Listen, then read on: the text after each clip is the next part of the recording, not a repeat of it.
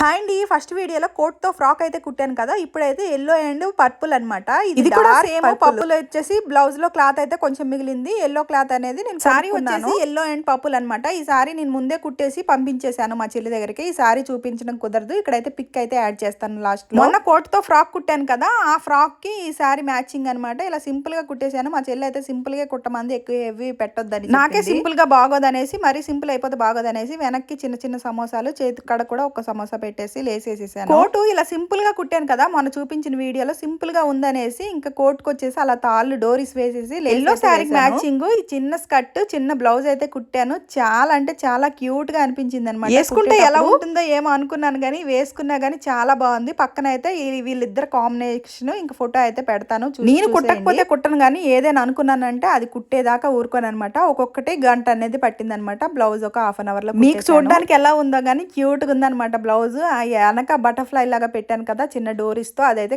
Cute అనిపించింది. Hands లేవు కాబట్టి ఇలా సింగిల్ గా ఉంటే బాగోదు అనేసి ఇలా చిన్న చిన్న పూసలు లేసి అయితే వాళ్ళిద్దరు ఫోటో అయితే ఇక్కడైతే పెడతాను. మీకు ఎలా అనిపించిందో కామెంట్ చేయండి. వీడియోకి ఒక్క లైక్ చేసి షేర్ చేసి సబ్స్క్రైబ్. పెద్దవాళ్ళకి ఏమో గానీ చిన్న పిల్లలకైతే ఇలా డిఫరెంట్ గా కుడితే నాకైతే చాలా ఇష్టం అనమాట. చాలా లంగా జాకెట్లు ఉన్నాయి అనేసి ఇలా. సీమంతం వీడియో అయిపోయింది. సీమంతం వీడియో చూడకపోతే ఈ వీడియో కింద లింక్ ఇస్తాను, ఒకసారి చూసేసేయండి. Okay friends, bye bye.